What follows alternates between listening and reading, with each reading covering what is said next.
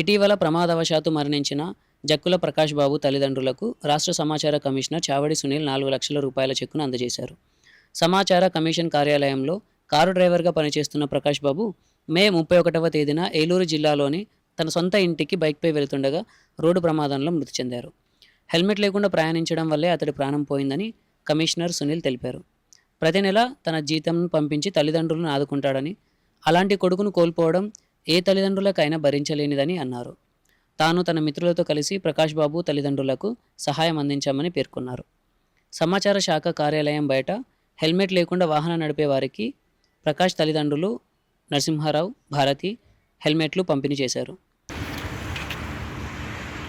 ఇది ఏంటి అంటే, దయచేసి ఒక్క నిమిషం ఆవేశం కోసమో లేకపోతే జస్ట్ కంఫర్టబుల్ కోసమో మనం ఒక్క నిమిషం హెల్మెట్ని అక్కన పెడితే మిమ్మల్ని బేస్ చేసుకుని కుటుంబాలు ఉన్నాయి, మీ మనసుకు దగ్గరగా ఉండే సంబంధాలు ఉన్నాయి, స్నేహితులు ఉంటారు. వాళ్ళందరినీ కూడా గుర్తుపెట్టుకోండి. మరీ ముఖ్యంగా హైవే మీద ఎవరైతే ట్యాక్స్ పే చేస్తారో వాళ్ళు నడవాల్సిన హైవే మీద టూ వీలర్ ఇప్పుడు డైలీ చూస్తూ ఉన్నా, హెల్మెట్ లేకుండా హైవే మీదకి వస్తూ ఉన్నారు. హైవే మీదకి రావద్దు. సబ్వేలు ఉంటాయి, సబ్వేలు యూజ్ చేయండి, హెల్మెట్ ధరించండి. మీరు హ్యాపీగా ఉండండి, మీ ఫ్యామిలీతో మీరు హ్యాపీగా ఇచ్చేసుకోండి.